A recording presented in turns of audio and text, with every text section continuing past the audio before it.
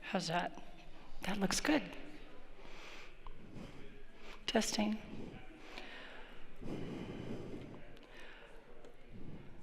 Are we good? Testing. Levels high, levels low? Yeah, we're good. All right, thank you.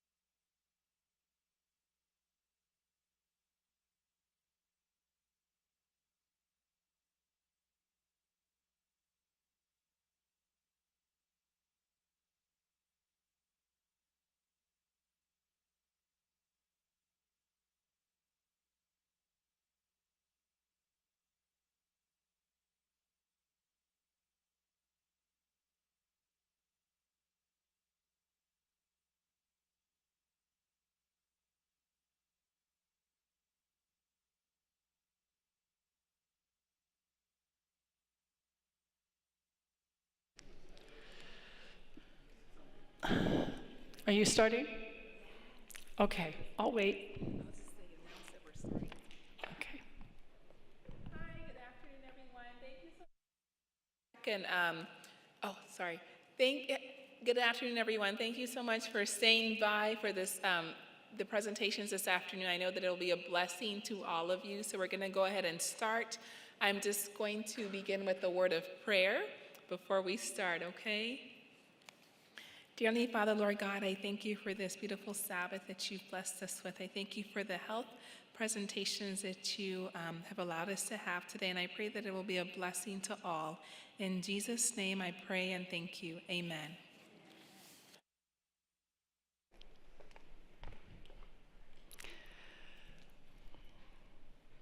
Tomorrow, I promise that I will have slides. I have a lot of slides. But today, I'm going to teach you just as if I am chairside with you in the dental clinic, okay? So we're going to use visual aids that I have available, which is my sleeve. What are the 5 most common mistakes? And that's why most of you came, I'm assuming, or all of you are here to learn that. So for you to understand the mistakes, you would need to know a little bit of the anatomy of the mouth, okay? So we're going to have a little anatomy lesson. So let's say this is your tooth, and logically people think that your gums come up to the tooth and just attach. But in reality, the gums come up to the tooth, dip down, and then attach, like a turtleneck collar. So I'm going to bring my sleeve up here. This is the gums. And inside of this collar, if your bristles don't reach down inside of there, the bacteria that's not removed will cause ulcers to form on the inside of this turtleneck. And as soon as you do disturb that with floss or a toothbrush, if your hygienist is demonstrating it starts bleeding, that's because those little ulcers are being disturbed and they're torn open, and that's where the bleeding's coming from. So logic says if you remove the irritation, the ulcers will heal up and the bleeding stops. Now typically, I'll explain to patients if you change your brushing and do what I'm showing you, the bleeding will stop in 1 day. The mouth heals really fast. Because I have patients say to me, oh, it always bleeds. And I ask them, if you had an open wound on your arm that bled for 20 years, wouldn't you see the doctor about that? Like, that is not normal. So it should be concerning that there's bleeding. Bleeding is always a sign of infection. So we have this turtleneck that comes up to the neck of the tooth. Now you've got the enamel, and then from there down, the root of the tooth is held to the socket, the bone, by little threads of tissue.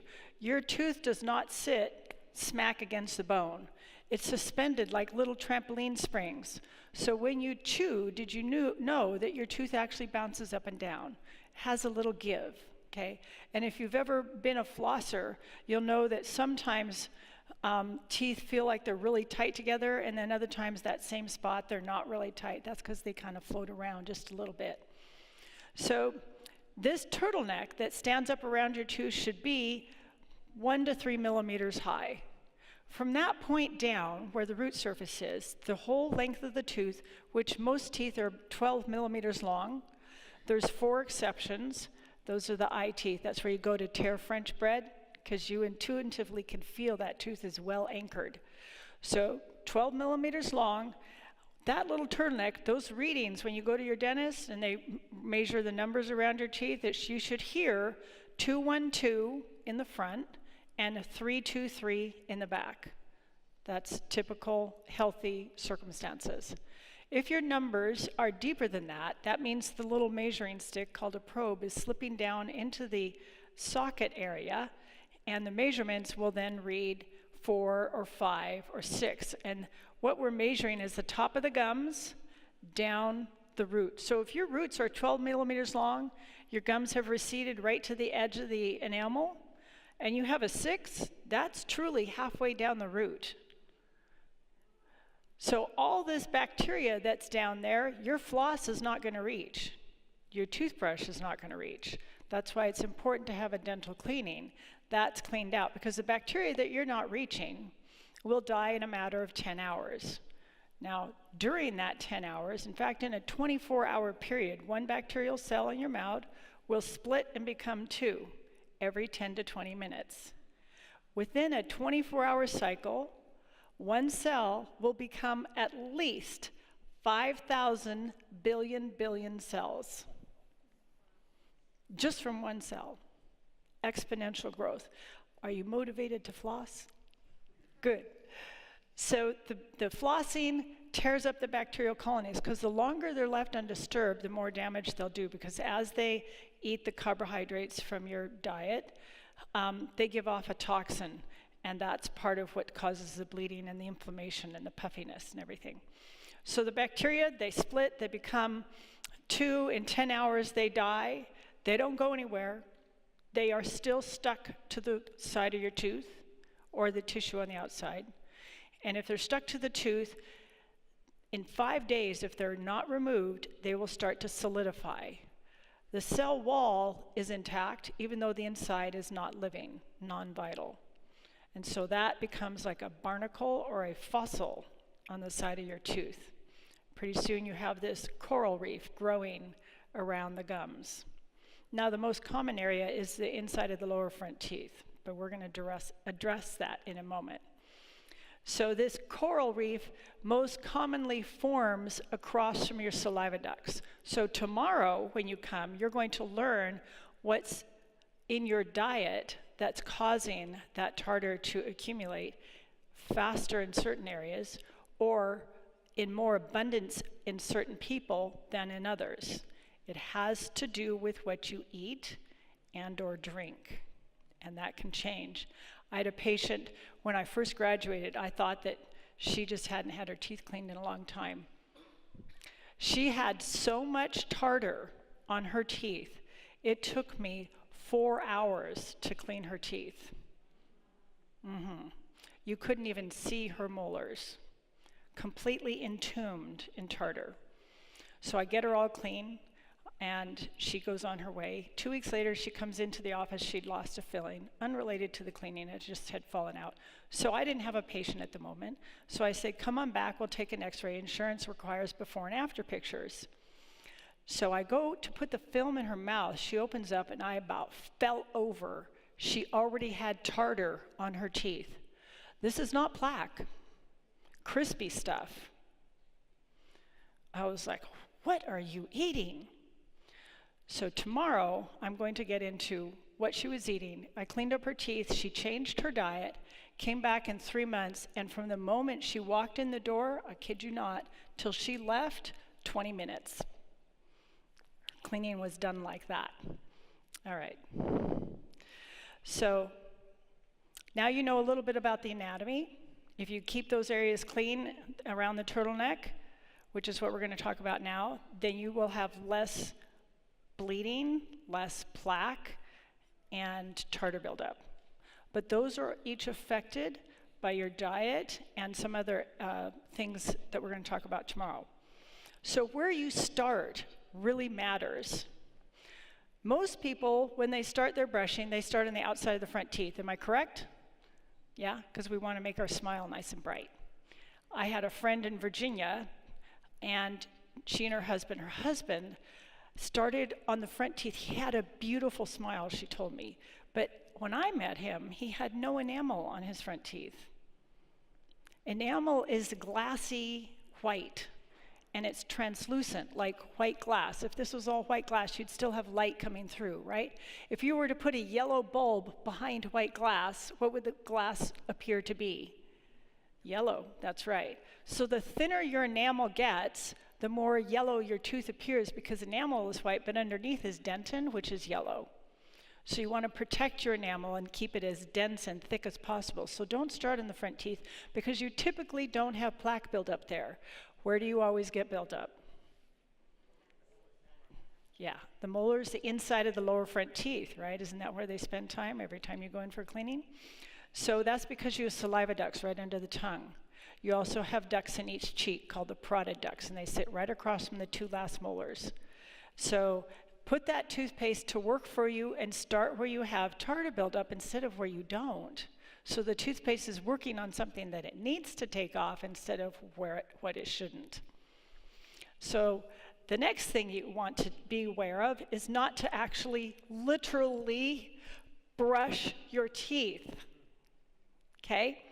You need to be gentle with the brush. One of the reasons that we recommend soft is because you're putting something abrasive on those bristles, and then you're scrubbing on these teeth year after year after year, and that's why this guy eventually brushed off his enamel. You're going to wear right through it. So when you put the brush, and you've got these turtlenecks you want to get into, right? So if you're using, think logically here, long brush strokes, are you going to be spending any time in that turtleneck? Correct, you're not. So what you need to do is get down into the turtleneck with your bristles, park there. 2 teeth at a time, just like you've got 2 hands, 5 to 10 seconds. Put the bristles into the gums and just agitate. You want the bristle tips. It's the tips of the bristles that do the work for you. Okay, so you're going to put them into the gums and just agitate, working on 2 teeth at a time. But wait, there's more. So where you start matters, and how you move your brush, you're going to just place and pivot, okay? And then how you angle the brush. Now, these people that do toothpaste commercials, they're actors. They don't know what they're doing. Do not imitate them. So they get in there and they're scrubbing this way or whatever. That's wrong. You want to angle the brush into the gums. So if this is your tooth, the lower tooth, are you going to point right at the tooth and get in the turtleneck? Correct. People are shaking their head no. That's right. You're going to angle the brush. What I show patients to do is point the brush straight down, lean against the teeth, and then gently push into the gums, and then stay right there and brush a good 5 seconds. 1001, 1002, 1003. Don't rush it, because if you put a stain on that bacteria like I do when I'm seeing patients, bright purple, bright pink. Purple has been there 24 hours or longer. Pink has been there 24 hours or less. So you can see where you're missing repeatedly. And you get in there and you spend less than 5 seconds, I promise you, there is pink left, sometimes blue. So you'll want to spend longer on each 2 teeth, right? So you're going to angle the brush now. The most common mistake I see people make is they put the brush in their mouth parallel when they're doing the outside of their teeth, like my thumb, okay? Easy to see, you're going to get the gum line clean. But when we go to the inside, we don't do the same thing. We get the brush in there like we want to avoid bumping the front teeth. We hold it up at an angle, and we're doing this in the front, and then this down the side and the back. Am I correct? Every brochure, American Dental Association, American Hygiene Association, every major company, Crest, Colgate, Oral-B, Sensodyne, you name it, their instructions, they all, 100% of them, get it wrong. They teach you to do the inside of these lower front teeth this way. Those teeth are shaped like this. So if you're holding a brush this way, the bristles are pointing what? Right at the turtleneck, 90 degrees to the tooth. Are they getting in between the gum and the tooth down here? No. Where do I spend all my time when you come in to see me, you lovely people? I spend it right down here because you're doing this. Do you do that on the outside? You don't hold your brush this way, do you? I should have brought my brush up here. You don't hold your brush this way, you hold it parallel. Am I right? Do that on the inside. Parallel. So that's one of the most common mistakes I see people do. You know what else happens on those lower front teeth? These teeth along here don't stand like this in your sockets. Those lower teeth sit like this. You know why? Because your upper teeth have 2 rows of points. We call them cusps. And if your lower teeth, which also has 2 cusps, sit like this, you're going to bump and you won't be able to grind your food and eat. So this lower tooth, God designed it to tilt slightly and it intersects into the grooves of the upper teeth. Does that make sense? So your tooth is shaped like a golf ball on a tee, like this outside part of my hand. And if this lower tooth is tilted towards your tongue slightly and you're brushing with your handle in the air and you're going off into space, are you going to get inside here? No. So you come in to see me, I put the dye on your teeth, and you've got this big purple band all along the gum line, almost covering the entire wall of the inside of the tooth where the tongue lays. So you want to bring the handle down in center, and Paul, would you be good enough to get the 2 things on the bench for me right there? You want to keep the handle down in center and parallel. So this is called midline, right down the middle of our body. So handle should be resting on midline, and the bristles pointing into the gums. A picture is worth 1,000 words. Right in front of the white paper and that little picture.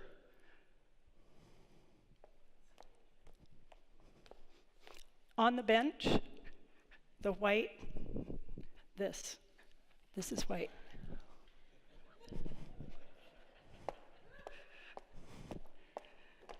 All right.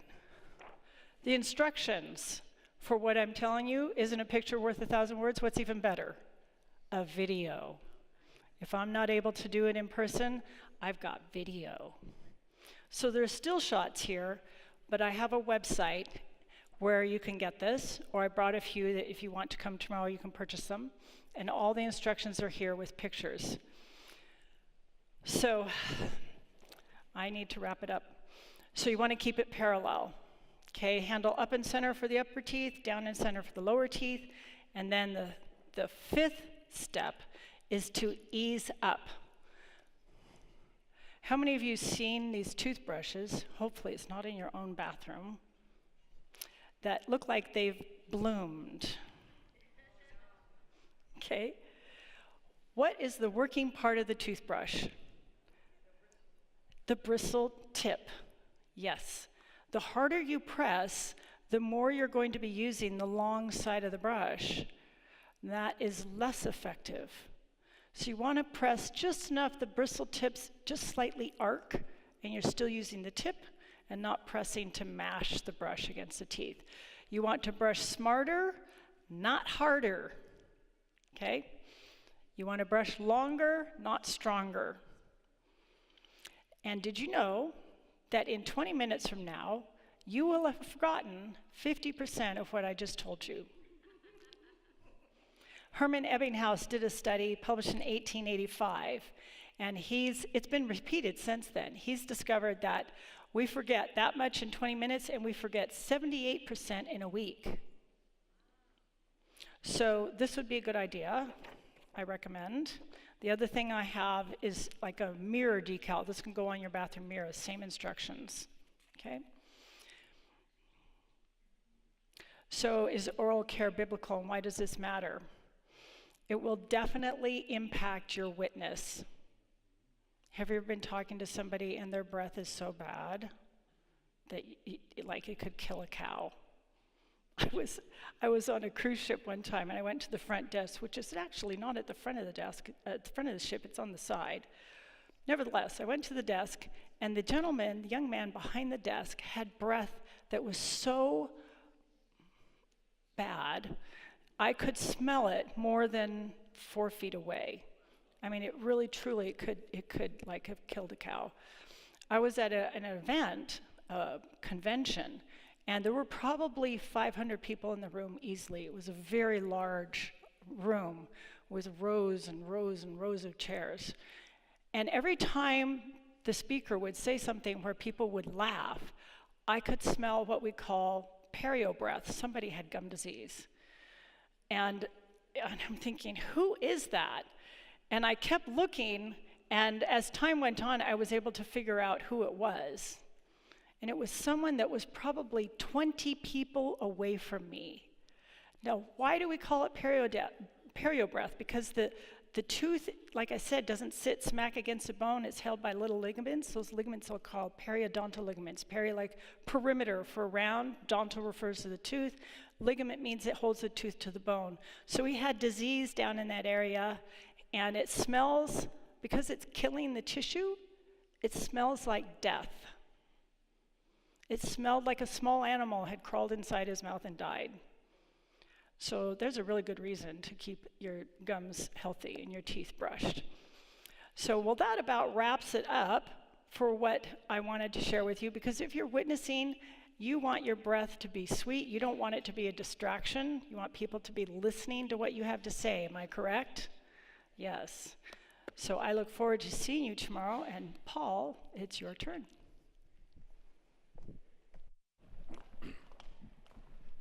Thank you, Lynelle. Did you learn anything? Good. Now the challenge is to do it, huh? Okay. So,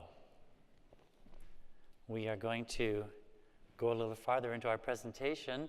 I'm going to recap a little bit what we had this morning in Sabbath school, because I noticed that most of you weren't here for Sabbath school, so I don't want you to miss out on it. We build on this, and so if you don't get the foundation, it's going to be a little difficult for you to follow through. I need to get the advancer here.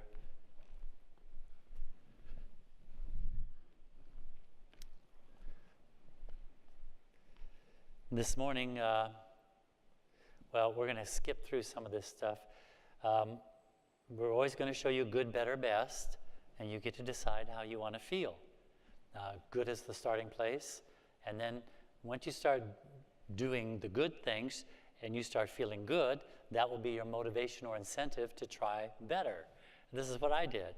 And then when I tried better, I said, well, this is much better. Let's go for best. And that's where God wants us to end up, not to give up and stop somewhere along the line and just be satisfied. Your biggest step is going to be going from bad to good. That's the hardest one. But once you go from bad to good, the next two are much easier. The reason is because you're feeling better and you're motivated now. You're saying, hey, this really works. I'm feeling better. I'm doing better. I'm not so grumpy. I'm not so tired because I'm moving myself up mentally, physically, and spiritually. We talked a bit about Bill Clinton, which we don't have time to right now, but he's the one who set up the Alliance for a Healthier Generation to help people start being better after he had his quadruple bypass. That was a wake-up call for Mr. Clinton, and now he's a vegan because of that. And tomorrow, we hopefully will be able to show you a video where he was on CNN News. Wolf Blitzer was interviewing, and Wolf Blitzer looks as shocked as if the whole place blew up. You know, when he said, I'm a vegan, he says, I use almond milk, and I don't use, yeah, he's really quite a wake-up call. This is my definition of health that we gave this morning, being able to use your mental, physical, and spiritual abilities to your maximum capacity. We all have different capacities in this room. We're not expected to be the same. But I want you to reach your maximum capacity. And the reason we don't reach that is because we make bad choices.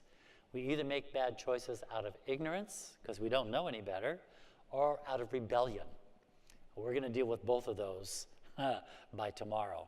We're going to get you informed so you won't be making bad choices out of ignorance, and we're going to show you how to break these bad habits so you get rid of the rebellion and start feeling better. We found out this morning 80% of the people who are in the hospital are there because of their lifestyle. 70 people die prematurely because of their lifestyle. That doesn't have to be you. You can make a change. We looked at New Start, and those were the 8 doctors in nutrition, exercise, sunshine, exercise, water, sunshine, timbers, air, rest, and trust in God. We know that trust in God is the most important because that's the one that's eternal. The other 6 will help you here on earth, but the trust in God will help you forever. And the trusting in God will give you the power and the desire to work with the other 6. So the next most important after trusting in God is the one that you're not doing. Because the one that you're not doing may be the one that will send you to the hospital, may be the one that will send you to the grave before you should go. And we looked at Solomon when he said in Ecclesiastes 7:17, why would you die before your time? But most of us, 75% of Americans, are dying before they should. They're dying prematurely. They could have gotten more out of life. They could have given more. But because of their bad choices, they died prematurely. I don't want you to be one of those statistics dying prematurely. We talked about eating between meals. How many hours do you need to have between your meals? What about just a peanut? Is that okay? No, because anything that comes new down here, the whole process starts all over again. Even if it's one peanut, you can't say, oh, just push it aside and ignore it. No, anytime you shove food down this face, the body has to take care of it. And when people are snacking all the time, and I know people, they can't walk through a kitchen without grabbing some food. They leave it out on the counter. Put it all away so you're not tempted. Don't leave any food out, because when you go by, they'll say, this one tomato isn't going to be bad. This one, piece of popcorn. No, it starts the whole process. It can't just ignore it. It says, we got to go to work again. And so your stomach muscles never get to rest, which means they're not going to do their job well, and they're not going to do it effectively. So we want to make sure we get that 5 hours between meals. And if you eat at night, when should you stop eating before you go to bed? 3 hours. If you go to bed any earlier than that, that food is going to stay here and rot inside of you. And I guarantee you're going to wake up tired because you're food poisoned. The food rotted in your stomach while you were sleeping because it wasn't able to get out because you laid down and went to sleep. Okay. We need to talk about water. We talked about that a little bit this morning. You'll notice first thing in the morning, your urine will have a strong odor, and it'll be a yellow to orange color. And that's because you got dehydrated overnight. You didn't have anything to drink for 8 hours. So you need to get the plumbing humming right away first thing in the morning, and that's to drink at least 1 to 2 glasses first thing. Not the way Coca-Cola shows you upside down and swallow it as fast as you can. This is a very fine, delicate machine. You can't be just knocking it around. So take 10 minutes to drink your 2 glasses of water. Your urine should be clear and odorless by noon if you're drinking enough water. That's the test. You'll know that you're doing enough water drinking. And water flushes the body. Your body is like a toilet. Literally, it needs to be flushed. And the only thing that flushes is water. Coffee, milk, juice, tea, soda pop have to be processed and digested. Water does not. It flushes through and gets your body cleaned out. So be drinking plenty of water. Something you want to be careful about, and that is try not to drink with your meals. In fact, you should stop drinking 30 minutes before the meal so you won't dilute the digestive acids. And then don't drink again for about an hour and a half after you eat. That way the body has time to process and start eliminating the food before fluids come in, because fluids dilute. That's why it's not good to ever drink with your meals, because when you drink with your meals, that's a different process. When you eat, you eat. When you drink, you drink. You don't put the two together. But we've developed a habit of always ordering, and I can't tell you how many times I go to a restaurant and they say, what would you like to drink with that? And I said, nothing. They said, I'll bring you some water. I said, no, don't bring me anything. And they said, well, yeah, I know, just some water. And I said, no, nothing. Food. This is the time to eat. I eat food. I don't drink food. I eat food. So I don't want anything to drink. Because when I eat, I eat. When I drink, I drink. I don't do the two together. You're going to have indigestion, upset stomach, and your liquid is going to dilute your digestive acids, which means all your nutrition goes out into the toilet. It washes out. So you have a well-fed toilet, but a poorly nourished body. Don't want to do that. You wasted all that money on nutritious food, and you shoved it all down to the toilet because the body wasn't able to process it because of what you did. You got to learn how this machine works if you're going to get it to work for you. But if you keep abusing it, you're going to be one of those 75% of the people, or 80%, who end up in the hospital, and the 70% who die prematurely. That's all that is because you're not taking care of yourself. Lifestyle means you did it. You didn't get a disease. You didn't get an infection. You just didn't live right. And so you got sick, and then you died. What a way to go. What a way to go. So, more about water. You need at least 8 to 10 glasses a day in a desert area because you lose a lot of water. There's no moisture in the air. It's very dry here. So 8 to 10 glasses is what we recommend for people who are in warm climates. You want to make sure you've got good, clean water. Most of the water in the United States, I'm sorry to tell you, is probably not fit to drink. It's been played with by the city with fluoride and chlorine and who knows what else that they want to practice with. So you want to have a filter of some kind for your water. I don't drink water ever out of a tap. I drink some kind of filtered water unless I'm out somewhere where I know they have deep well water and it's very pure and it's very clean. But that's getting rare and rare all the time, harder to find. So I just kind of keep it a rule as I don't want to drink what comes out of the faucet because I don't know where it's been or what's been done to it. So if I don't know, I leave it alone. We need to talk about water on the outside of the body now. We've talked about inside the body. Outside of the body means getting your skin clean. This is the largest organ of the body. People don't think of skin as an organ. They think kidney, liver, lungs. No, this is the largest organ of the body. And if it's not clean and healthy, the other organs have to go over time and work to get it clean. So how do you get this skin clean? Number one, you need to start with is water as hot as you can stand it. Now, if you have very dry skin, you can't take it quite as hot because your sebaceous glands cannot produce enough oil to keep the skin moist. So take it as hot as you can stand it. The reason we want the hot water is because when hot water hits the skin, what happens to those pores? They open up. Now you can get them clean. They're open. That's when you move in with a pure soap. Now, Zest, Irish Spring, Lever 2000, all of these, they're chemical-loaded soaps. And when they go on your skin, you should be aware of this. Anything that gets on your skin can get absorbed into your body. This is not a sheet of metal. This is porous skin. It can enter in. So you can get poisoning through your skin. So use a pure soap. Generally, if those glycerin soaps that you see in the drugstore that you can sort of see through, they're kind of opaque, that's a step in the right direction. But I would recommend you go to I use a charcoal soap myself. I have a special friend who makes soap, and it has charcoal in it, which is a high disinfectant for the skin. Unfortunately, it will leave some spots on the shower. You got to clean it off because you'll see little black dots, but that's all right. You're in a better plane there. But Dr. Bronner makes a liquid soap and some of these others that you get at the health food store. But tell them you want a pure soap with all the other ingredients left out. Then you should use a loofah sponge or a rough rag. You've seen those loofah sponge, they look like a styrofoam thing. When you rub that on, or a rough rag, it exfoliates or removes the dead skin. Now your body can breathe. Your lung doesn't have to work as much. And then, finally, you want to end with cold water. Now, you don't get that in Arizona. Maybe up in Prescott, but not down here. I've had your cold water. It's not cold. It's barely tepid. But cold water does two things. Number one, what's going to happen to those pores when you put cold water? They're going to close up. But number two, the most important thing is blood rushes to the surface to warm up the skin.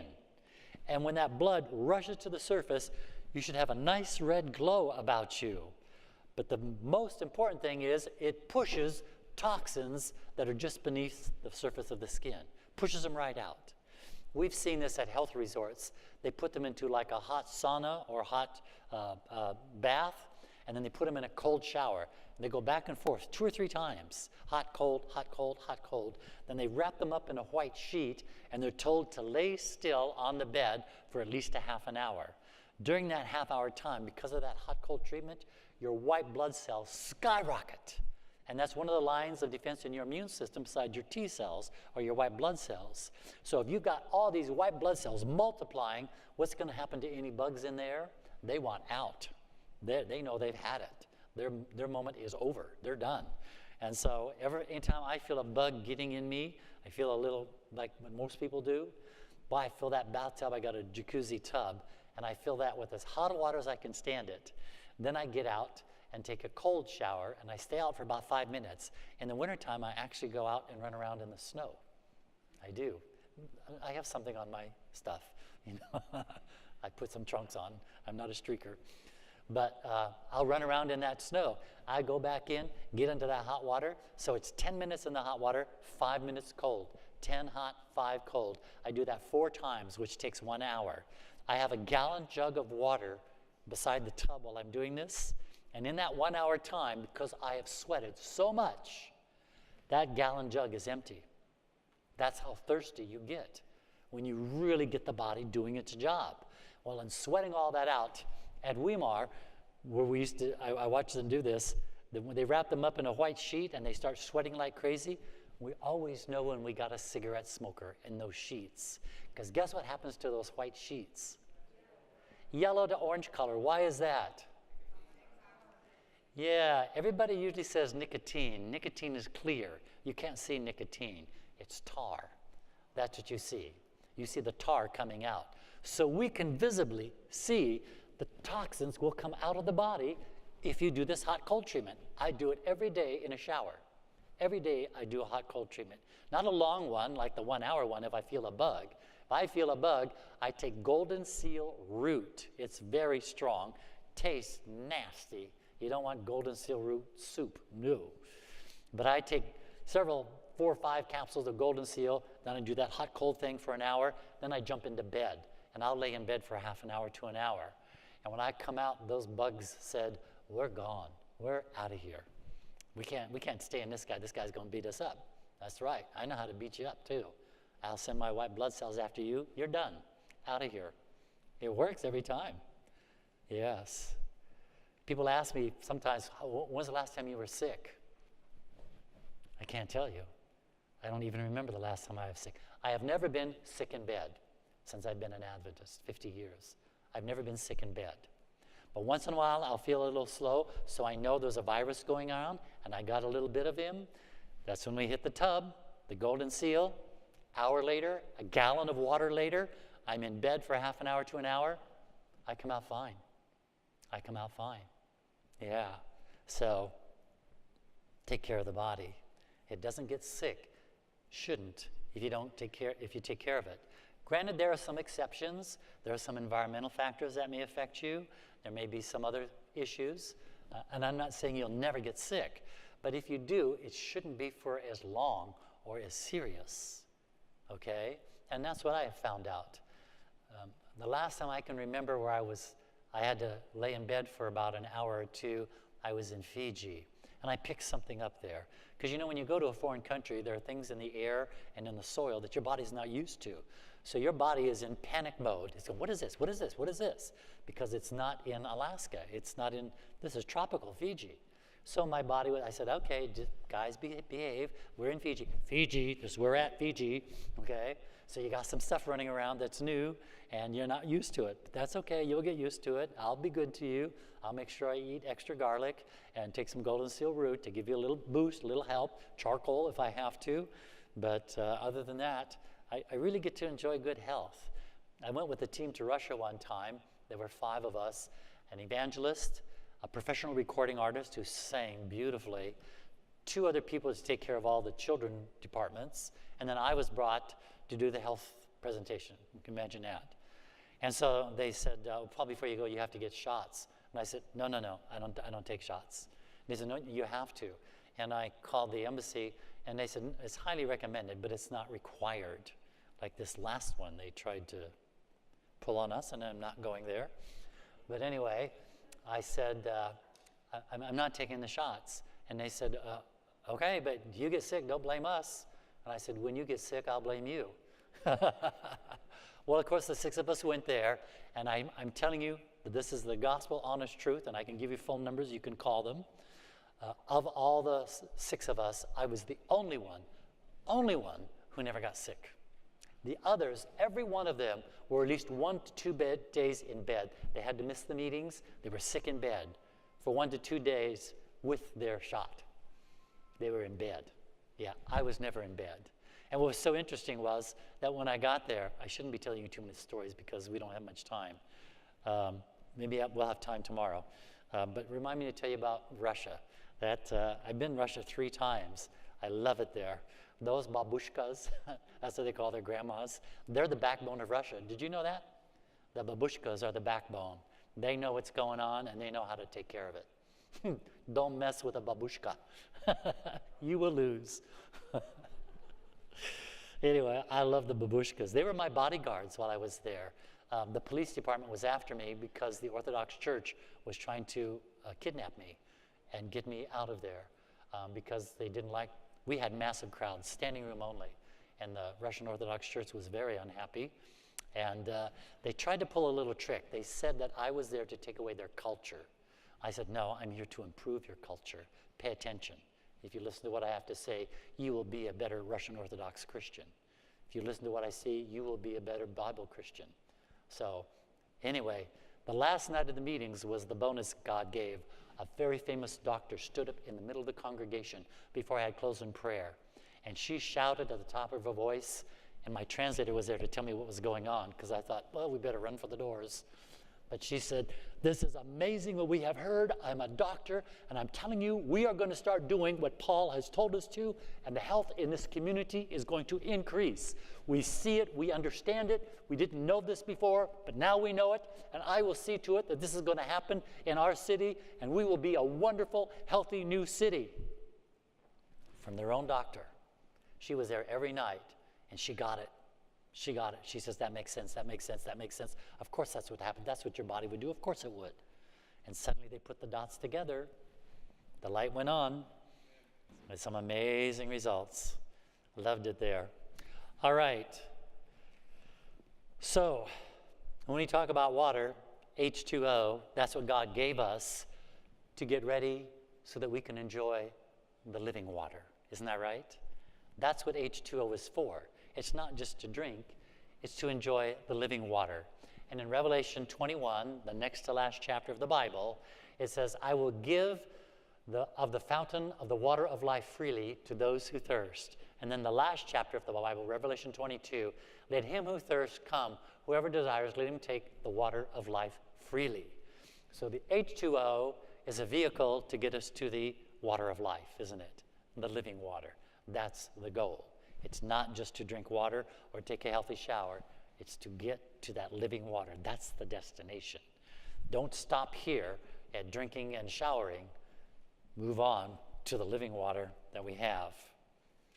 All right, Ecclesiastes chapter 11, verse 7, Solomon said something very wise. He said, it is good to see the sun. Now, when I read that before I had health education, I thought, well, yeah, it's bright out, it's happy, the birds are singing. No, no, no, no, no. There is much more that goes on with your body and your brain when you see the sun. It is good to see the sun. So, when we talk about sun, I know most people in Arizona could be a problem, and that is getting too much sun and getting skin cancer. Skin cancer is almost unheard of in vegetarians. It's the meat eaters that get the skin cancer. When the angstrom units of the sun penetrate the epidermal layer of your skin, if there is meat in your diet, it can have a cancerous reaction. It does not react to vegetable fat, only to animal fat, which makes sense. Did God give us the sun to give us cancer? No. But did he give us a diet to give us cancer? No. But we're eating food that gives us cancer, therefore the sun is also going to give us cancer. You see how this works? It's a domino effect. When we don't obey in one area, we're going to have trouble in other areas as well. So if you have a meat diet, you get out in that sun, you're more susceptible to getting skin cancer than the vegetarian is. This is just Biological facts. That's what we know today. And God did not say, stay out of the sun, avoid the sun. You only need about 15, 20 minutes a day with your hands and face exposed, all right? Now, when you live south of San Diego or Phoenix, that's where the vitamin D is available. But if you're north of Phoenix or San Diego, no vitamin D. This is why most Americans are vitamin D deficient. Most of them are. They need to take vitamin D capsules because you're too far north. You can't get vitamin D north of Phoenix. You have to be south. Now, I spent this last winter in New Zealand. As I told you, I was there just a week ago, 2 weeks ago, for 2 months. So I was getting my vitamin D. And vitamin D will stay with you for quite a few months. It doesn't just go away. So, but if you want, you can have your blood tested, which you probably should. And you have to pay extra usually for vitamin D. They don't do that as part of the regular blood panel. You also have to pay extra for vitamin B12. I would recommend it's worth the money so you'd have peace of mind if you think you might be deficient in B12 or vitamin D, which can happen sometimes if you're not eating correctly and doing everything correctly to anybody. So, get out in that sun. Avoid the noon sun. That's when I go shopping. That's when I clean my house. It's like from 11 to 2. I try to stay out of the sun. The point is, don't burn. That's when it gets critical. If the skin burns, now you're in real trouble. So just be sure and don't get that rosy red color on you, because that's a sign that you spent too much and you're breaking down. So you don't want to do that. Dr. Nedley says it's really important that first thing in the morning, if you can be outside in the sun for 30 minutes, it will set the circadian rhythm of your body clock. So I try to do that. And your sun doesn't come up here till between 7:30 and 8. And so I'm inside studying, and then when that sun comes up, you don't stare at the sun. You never do that, okay? But you're just out there in that sunlight, and it enters the retina of your eye, and it sets your body clock. So you want to have a happier day? Get your 30 minutes in first thing in the morning, and it will be a blessing to you. And when it's a blessing to you, you know it's going to be a blessing to others, because you're going to be happier, you're going to be kinder, you're going to be gentler, because you got your clock working, and that's what you want. All right, what are the benefits for being out in the sun? Well, let's take a look at some of them. It'll convert cholesterol to vitamin D. You can actually lower the serum cholesterol in your blood by going out in the sun, because it'll convert it to vitamin D. It's going to increase your red and white blood count. It'll destroy bacteria and heal injuries. That's why it's good to have sunlight on the skin. Keep the windows with the drapes open so you get sunlight coming into the house. I know in the summertime it gets so hot you close them, but try to get sunlight at least in the morning before it gets hot, and then in the evening. My home in Alaska, I'm always keeping my drapes open. I want sunlight disinfecting my house, because if my health isn't healthy, I can't possibly be healthy. I have to have a clean, healthy house with sunlight coming in and air circulating all the time. And even in the winter, I'll open the windows and doors at least for 5 minutes so my house can get a gulp of air and have some fresh air in there, instead of breathing all of the exhale that we all have when the windows and doors are closed. We're not breathing good air. It's all exhaust. You can't stay healthy doing that. So get air circulating in your house. That'll be really good. Let's see. It'll destroy, you talk about destroying bacteria. And this ties in with rest, so I'll save that part for the rest part.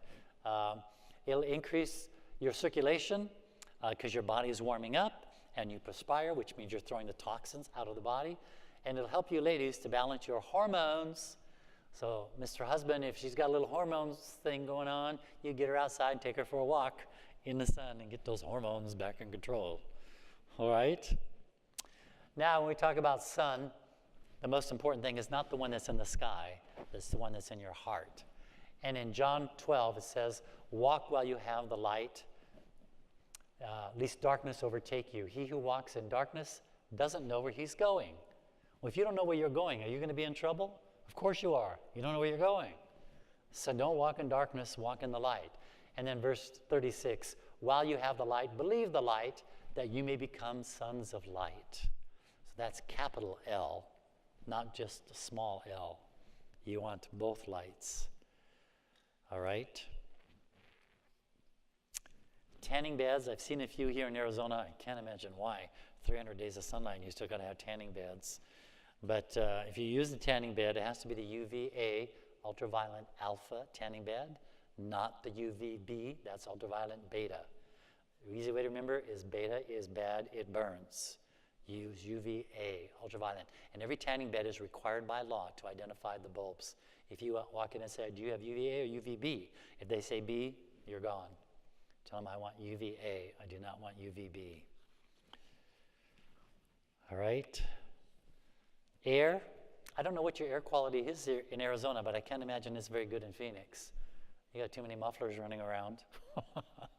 So if you're going to do deep air breathing, you're going to have to do it by 6 or 7 in the morning before all those little animals get out on 4 wheels and start polluting the air. But you want to have fresh air as possible. Breathe through your nose because the nose filters the air, it moistens it, and it gets it to the correct temperature before it hits the bronchial tubes and goes down into the lungs. So good, deep breathing. And when you ask a little kid to take a deep breath, he goes like this. No, that's upper chest. That's very shallow. Deep diaphragmatic breathing is what we need to do. And you know, the problem is when they usually take lung x-rays to find trouble, it's in the lower third of the air sacs. Because these air sacs are not moving, they're not getting cleaned and swept out by good air and good deep breathing. Usually when I start talking about this, people sit up straight in their chair, get that posture going. Yes. But diaphragmatic breathing is down here. The diaphragm goes out, it pulls the lungs down, stretches them. Now they can get clean by a good inhale of air. Hold it for at least 30 seconds, and then breathe out through your mouth when you purse your lips like this. That cleans them out even better. So in through the nose, out through pursed lips. Try to do that a half a dozen times, 2 or 3 times a day. Get those lungs moving, get them clean, get them exercised. You'll love it. It's great for you. To get good deep breath, you can also help by putting your hands on your waist because it lifts the rib cage. The deepest is lock your fingers behind your head. Now the rib cages are left up as high as they can get, and you can get a good deep breath. So practice that at least 3 or 4 times a day. And remember I said to breathe through your nose. We have special cells right here at the bridge of our nose. They're called nitric oxide cells. When you breathe through your nose, those nitric oxide cells start to activate, and they cause the lungs and the artery to expand. That's why when God breathed into Adam the breath of life, it says he breathed into his nostrils. Now, in my mind, I pictured through the mouth. I mean, I'm trained in CPR. You breathe into their mouth, not their nose. But God breathed into Adam his nostril because God knew he put some nitric oxide cells there, and if he wants their arteries and their lungs to expand, got to activate those boys. And when they do, they start telling you, air's coming in, get up, get big, and that's exactly what they do. So it's wonderful. You want your lungs and your arteries to dilate so you get more air inside this machine. So oxygen is very important. Your brain uses 4 times more oxygen than the entire body. This is the big oxygen user.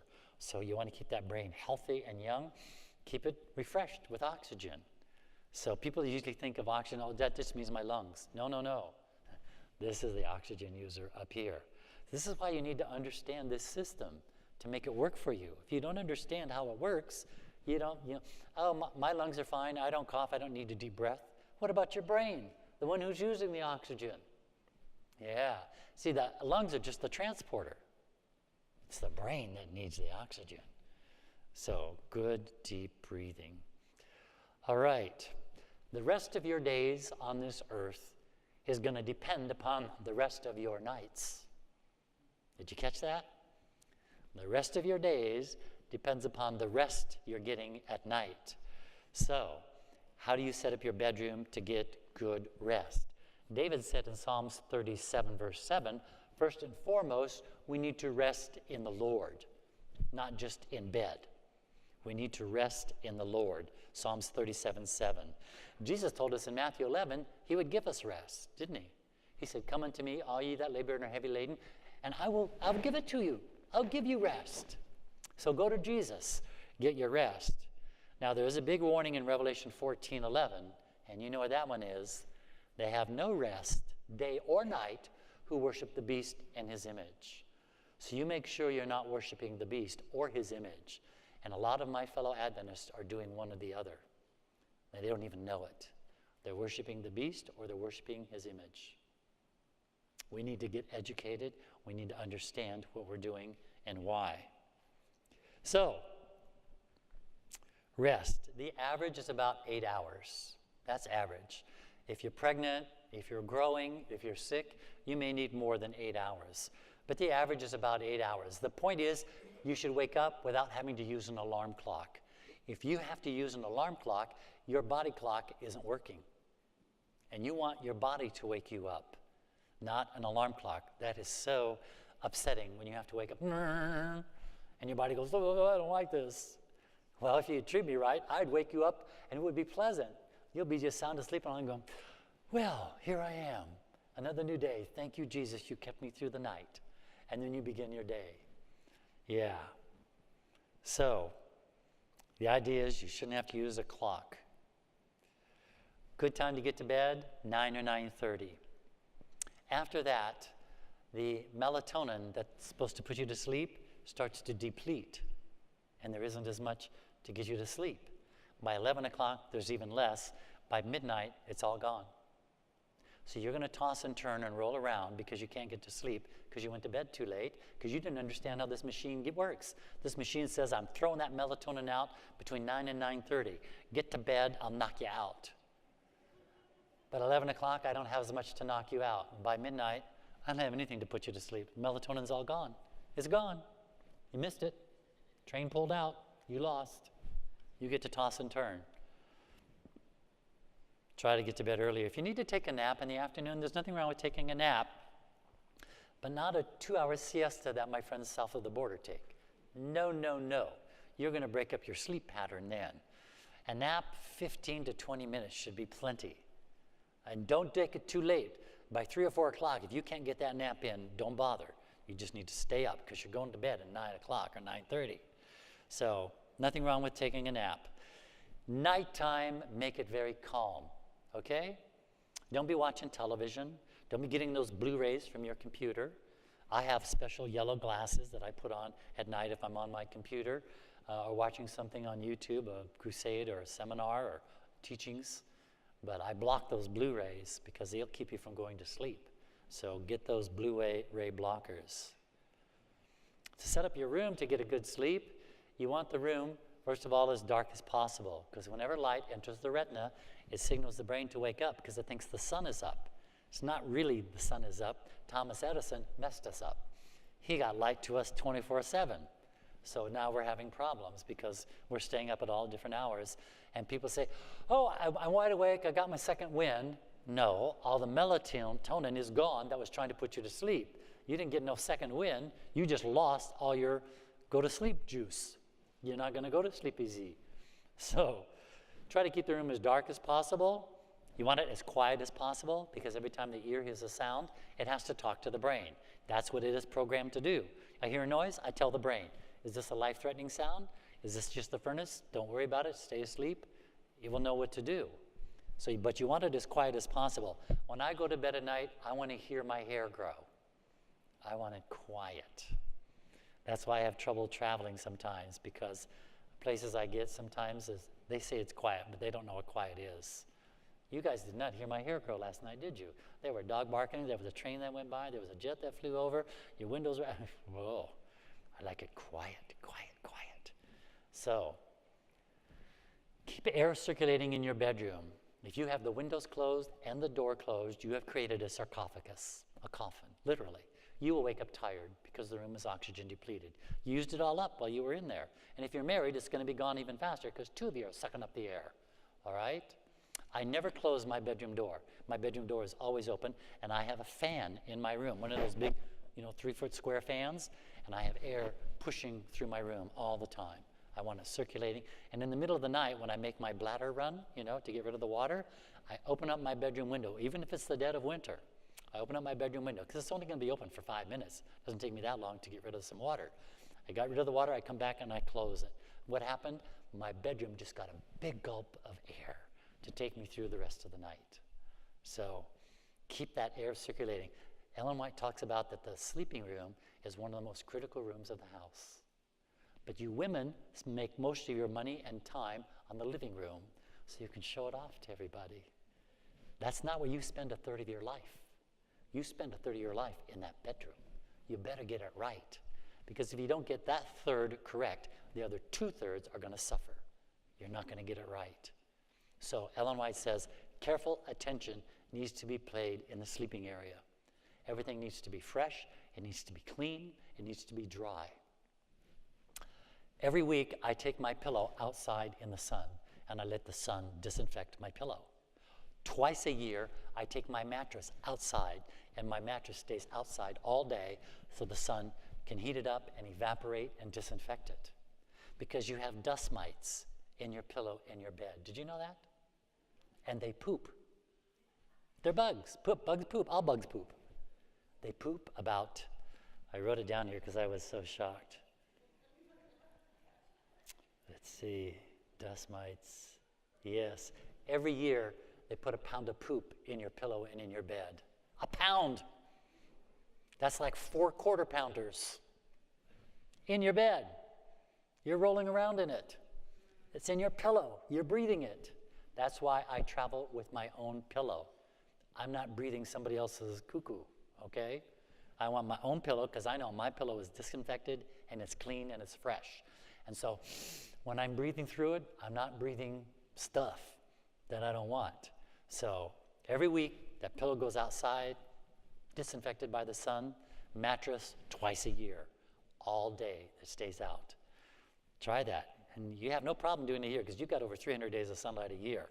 In Alaska, it gets a lot tricky. Oregon and Washington is even worse. So I got to really watch the calendar to make sure that, I may put it out a little earlier, like every 5 days, because I see that the clouds are coming in and I can't get it disinfected. But I watch the weather, not just to have a nice time, but for my pillow and my mattress. I want them clean and not contaminated. All right. Your bed should be firm enough to support you, but gentle enough to be comfortable with.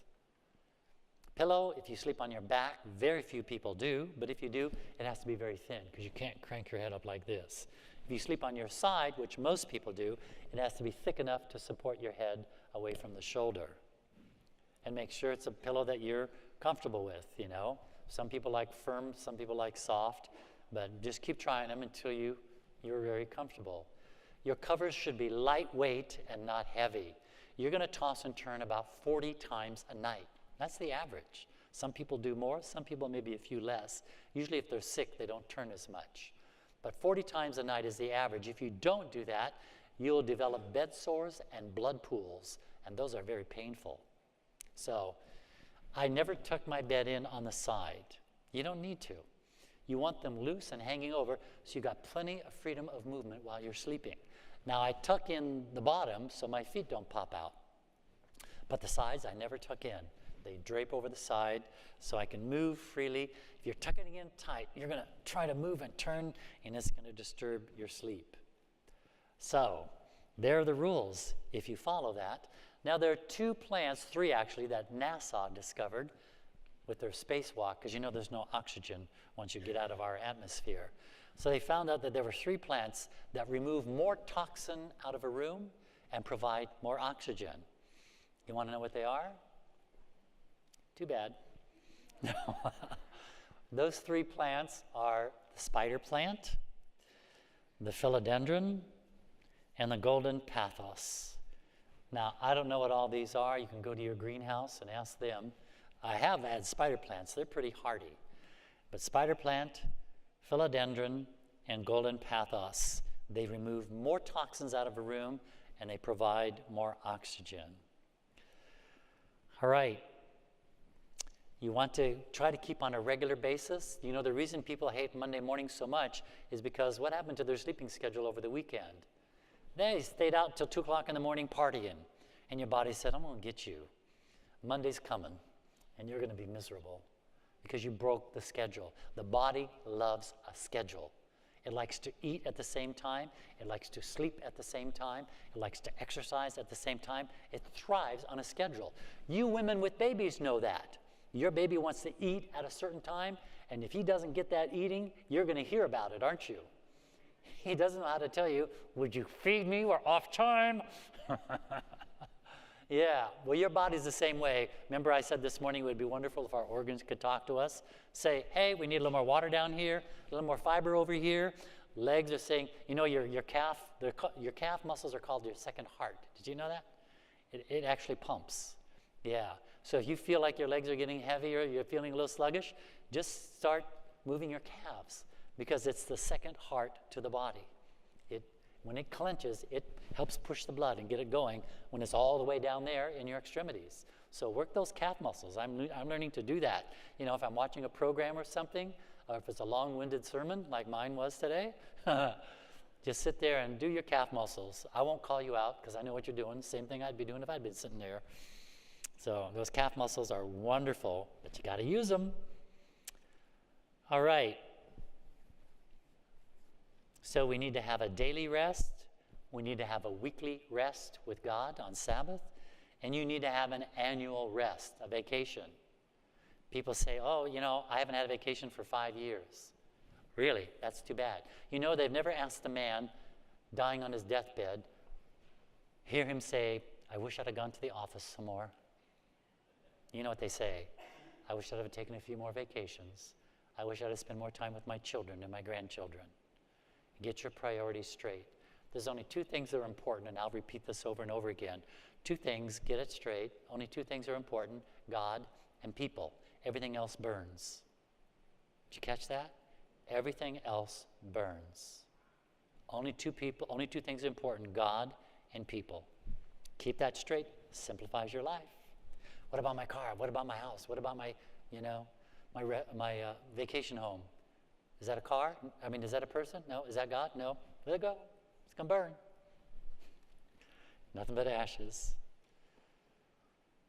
All right. We're after 3 o'clock. We started at 2, right? Yeah, some of us did. All right, so I don't want to keep you. I'm going to wrap this up in about 15 minutes.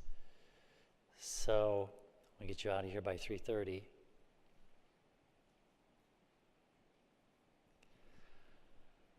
When you hear all this information, you may think to your mind, because you're listening to the devil, oh, I'm too busy. I don't have time to do all this. Who told you that? The devil. Quit listening to him. You're not too busy for whatever's important. You break your leg tomorrow, you're going to be in a cast sitting still for the next couple of weeks.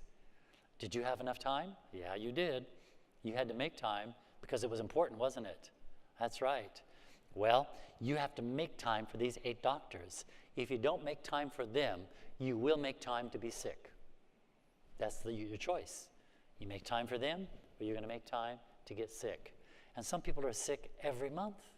Oh, I've got this cold again. Oh, I've got this again. Oh, I've got to take this. I've got to start doing this. And on it goes because they're not taking care of the system. The machine's not working. I say, oh, I'm just too busy. I'm not too, I can't do it. So what we have to do is get our priorities straight. Now, we like to boast about how smart we are, how strong we are, how rich we are. And actually, Jeremiah warned us about this. Did you know that? Jeremiah is known as what prophet in the Bible? What was his nickname? The weeping prophet. And I can tell you, now, in this time of Earth's history, I feel just like Jeremiah. I've identified with him for the last 10 years. I'm weeping for the choices I see his people making. The movies they're going to, the things with their cell phone, the food that they're eating, on it goes. And I'm just like, Father, forgive them, for they know not what they do. Yes, I feel like he's one I want to talk to when I get to heaven. I started reading Jeremiah again about a month ago. I got halfway through. I said, enough. I can't do this anymore. Because it's always repent, go back, repent, go back. You read Jeremiah over and over again, throughout the whole book. They repented, oh, we'll be good. Oh, we're right back. Oh, we'll be good. Oh, we'll be right back. Yeah. So he was the weeping prophet. They just wouldn't stop. I mean, they were just cruel to him. But he kept doing what God asked him to do. So, if we're getting too busy for this, we need to take a look at what Jeremiah had to say. In Jeremiah chapter 9, I need to get my Bible here.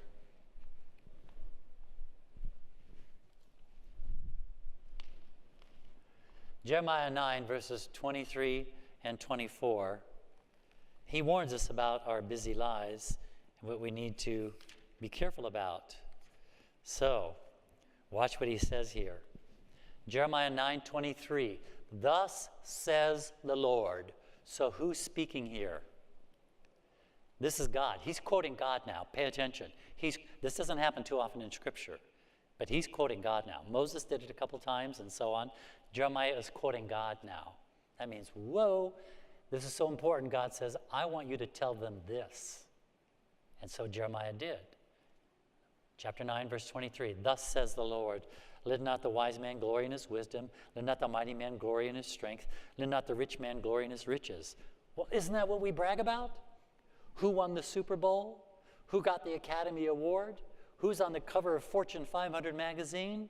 Who's got the money, the power, the riches? We brag about it, don't we? But Jeremiah said in that last sentence, let him who boasts, boast in this, that you know and understand me.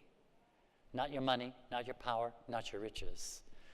Now, I had a friend of mine who grew up with me since we were 11 years old. We lived right across the street from each other. And when she grew up, she had all of this. Her name was Paula. When we were in junior high, just teenagers, we went steady. It was my first childhood sweetheart. They call it puppy love, but it's real to the puppies, okay? Anyway, by the time we got into high school, we became more like brother and sister. And we started double dating. But we made each other a little secret promise. We said, listen, when we get into our senior years, if we're both alone, let's get married to each other and travel the world together. So that was our little secret. We were never going to let the other one be alone in their elder age. Anyway, I went down to the University of Utah to study broadcasting, radio and television. And when I left, Paula missed me so much. She said, Mom, I miss Paul too much. I'm going to go down to the University of Utah. She said, go ahead. She came from a very wealthy family. They could afford anything. So she got down there, and I said, now listen, Paula, we're going to have to behave ourselves because they're going to think we're dating because we tickle each other. We roll around on the grass because we're like brother and sister. And she says, that's it. Well, tell them we're twins, Paul and Paula.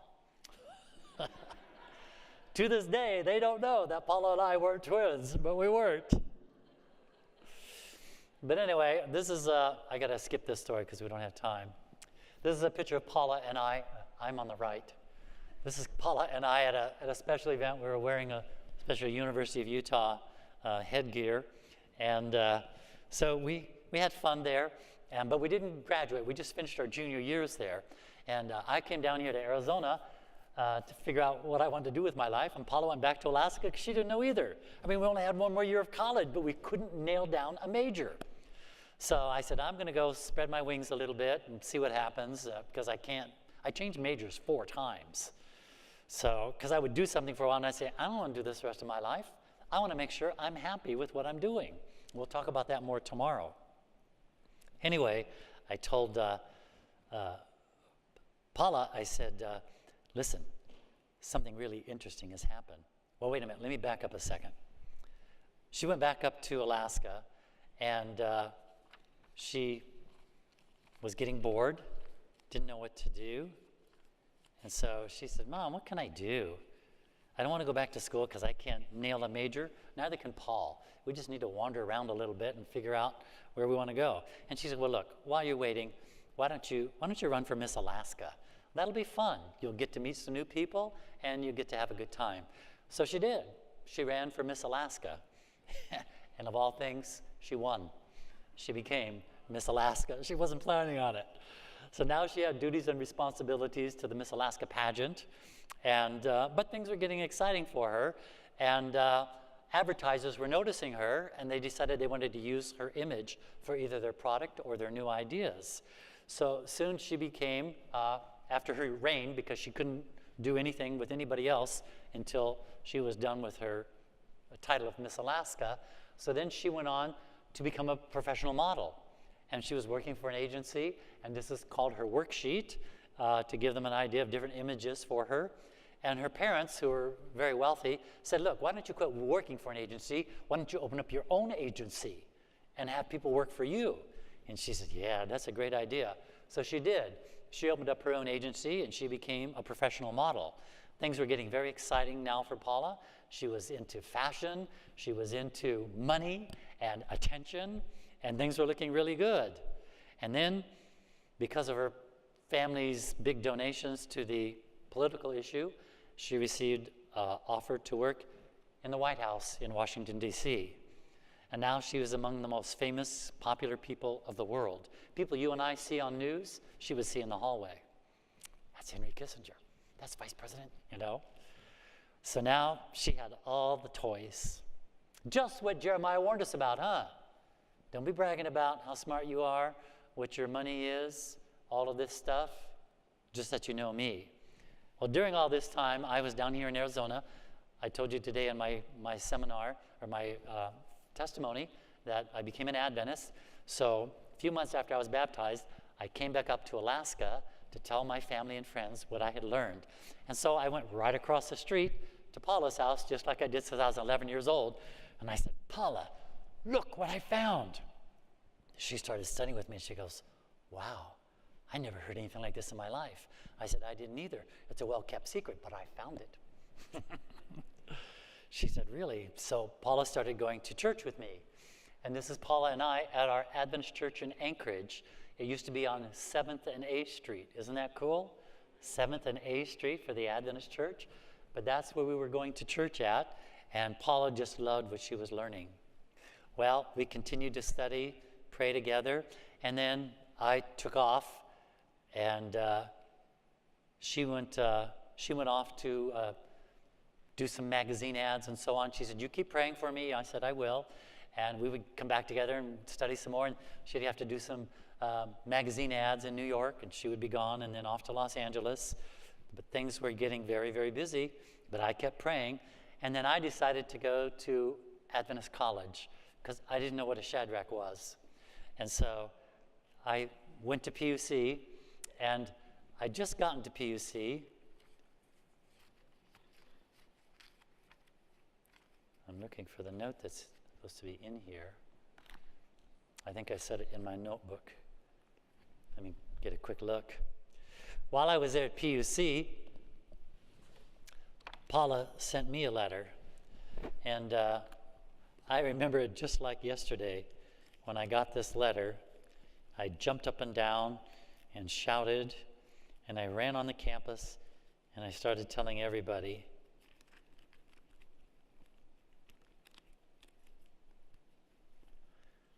This is what happens when you're on the road. The filing system gets a little turned around.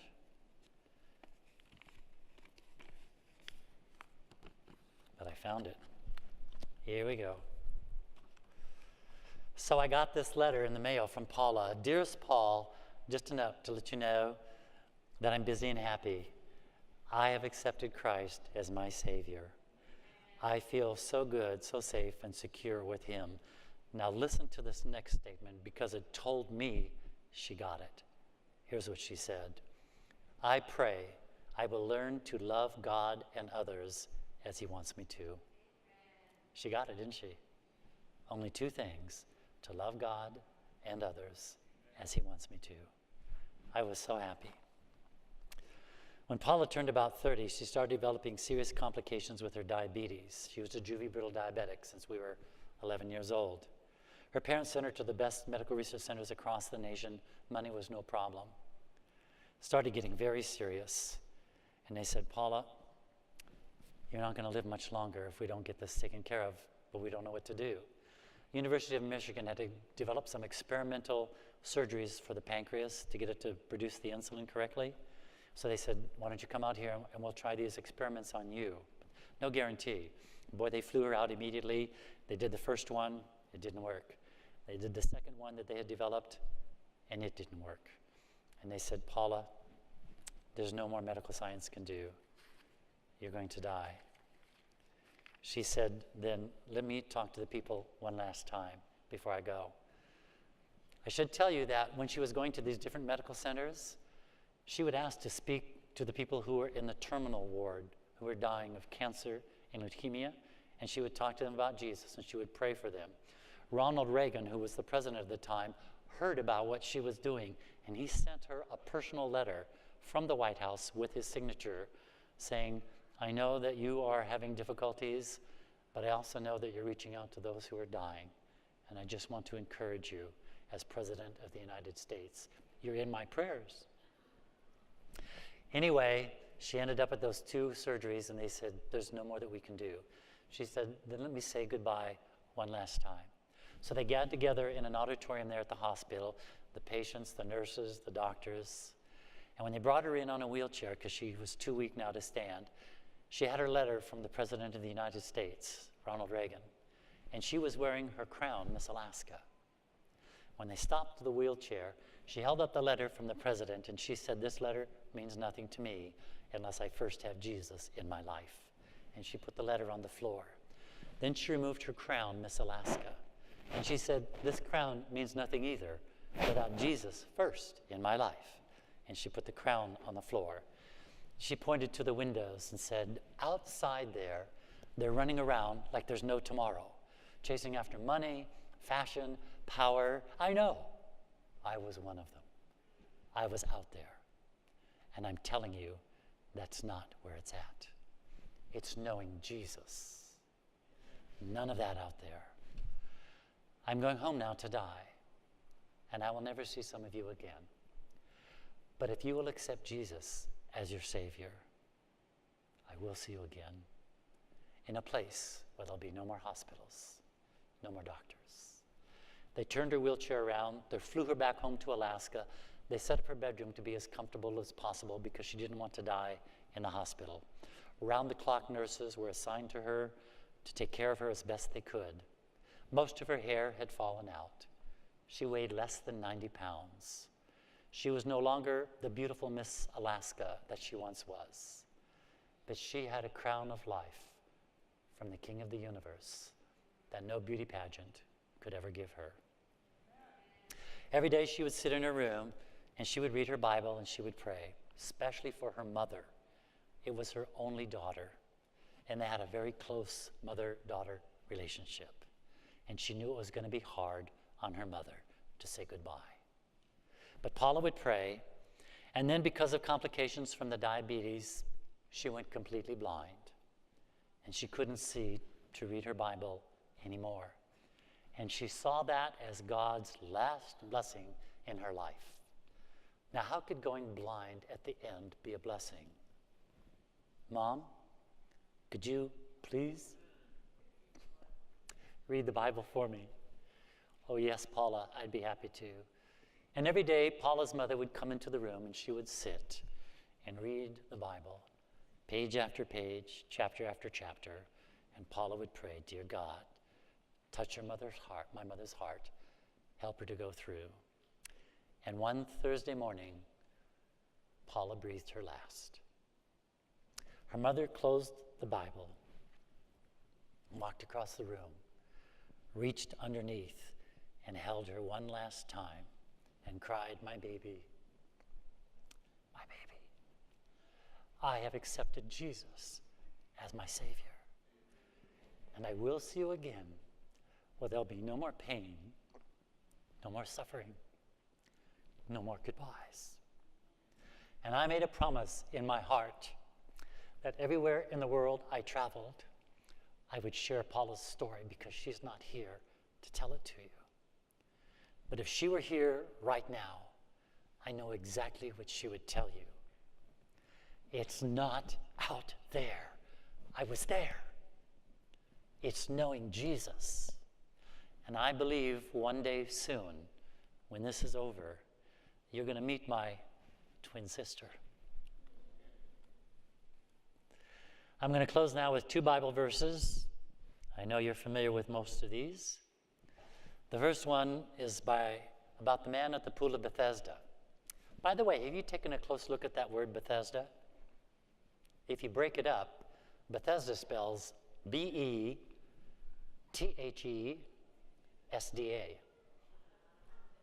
Be the SDA, the pool of Bethesda.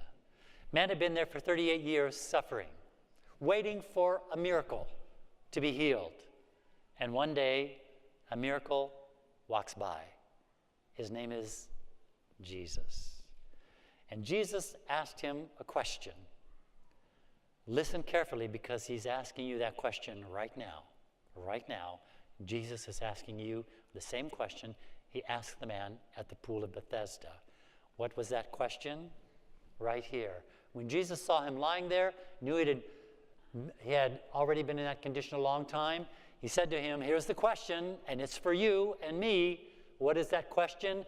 Do you want to be made well? That's the question. Do you? Do you? Because I've got 8 doctors waiting for you to help you to be well. Do you want to be well? Now, this man had excuses, didn't he? I can't get in the water quick enough, blaming himself. Somebody else gets in ahead of me, blaming somebody else. Where was his focus? People. What was the answer? Jesus. Did Jesus accept his excuses? Do you know that he totally ignored his whining? Totally ignored him. Didn't say a response to any of that. The very next thing that Jesus says to this man, after he asked him, do you want to get well? He said, rise, take up your bed, and walk. I don't want to hear excuses. And I've heard them for 30 years. Paul, I'm too tired to exercise. Do you know that's the reason you're tired?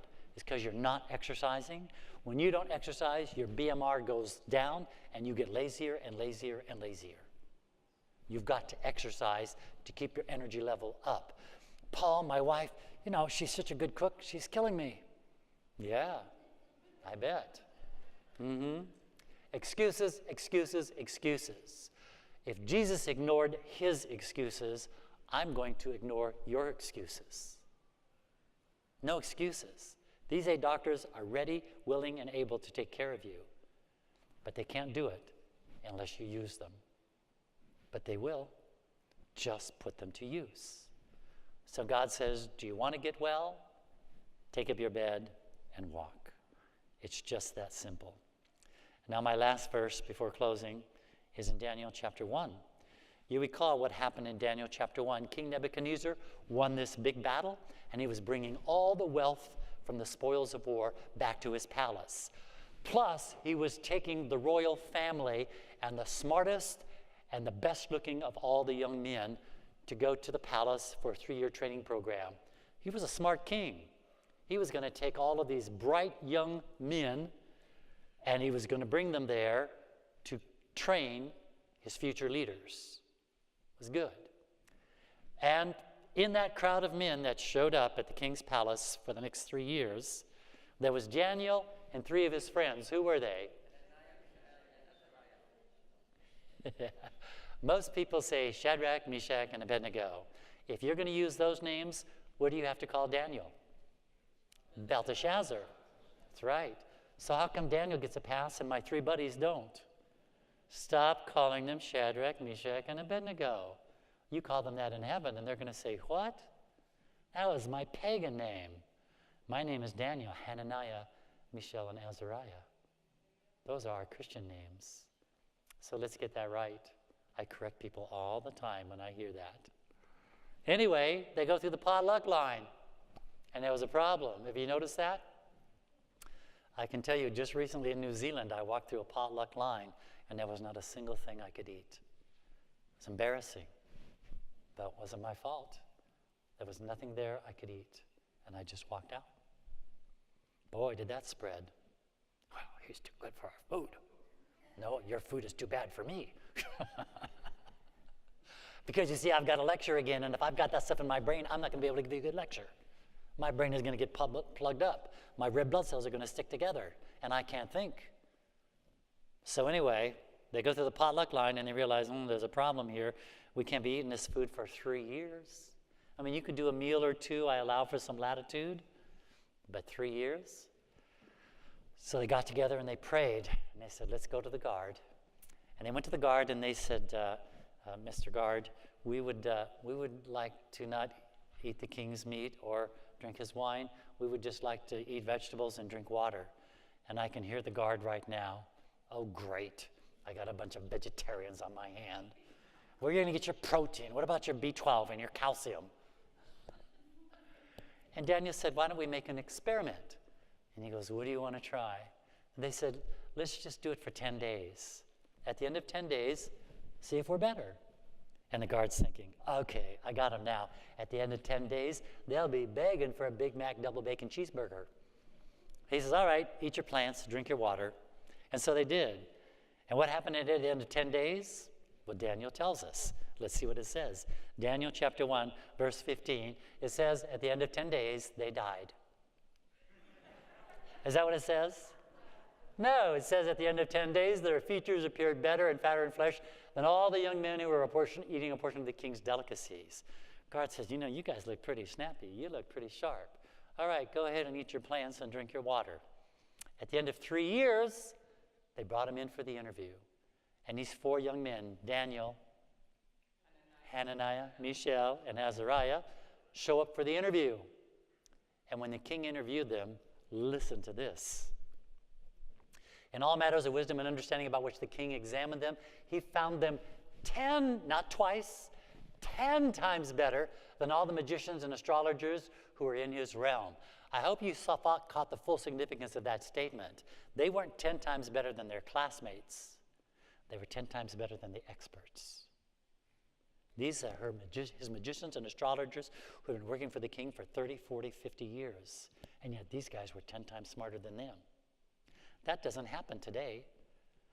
A person doesn't graduate from medical school. He shows up at the hospital. He's 10 times smarter than the chief of staff at that hospital. Doesn't happen. Graduating from teaching college, shows up at the university. She's 10 times smarter than the president of the university? No. But these guys were 10 times smarter. How did they do that? The real question is, how are you going to do it? Because there's nothing different between them and you. They have a human body just like you did. And they proved to be 10 times better than the experts. The answer on how they did it is the answer how you're going to do it. And that's found in verse 8. And what does it say? But Daniel purposed in his heart, or made up his mind, they did not defile himself with a portion of the king's delicacies or the wine which he drank. What did he do? Made up his mind. And friend, that's the issue. And we're going to be talking about that more tomorrow. Make up your mind. Because once you make up your mind, you will get power, either to destroy yourself or to restore yourself. Is that right? If I make up my mind to get drunk, the devil will see to it I can. If I make up my mind to stay sober, God will see to it that I can. Both are in waiting for you and I to make up our mind. Because once we make up our mind, we will get power to do the decision that we made. Nothing can take away your power of choice. And we're going into that more depth tomorrow so you'll understand how to break bad habits. Everything, Ellen White says, depends on the right action of the will. Everything depends upon the right action of will. Your freedom of choice. That's where it lies, right there. And we're going to get into that tomorrow.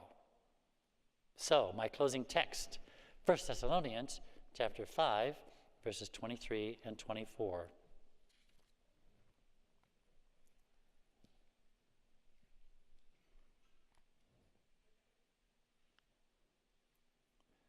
1 Thessalonians 5, 23 and 24. May the God of peace be with you and help you to live for him. You know, that's been my prayer for you. When I make an appointment with a church, I begin praying for them. This is the first time I've got to meet you. But I've been praying for you. I've been praying for you. As soon as your pastor booked me, I said, Camelback on the list. You're going to meet him soon. May the God of peace be with you and help you to live for him. We pray that your whole being, your body, your mind, and your spirit will be kept blameless until Jesus comes. God is faithful, and he will help you as he promised. The fact that you're here gives God permission to give you the ability to do what he wants you to do.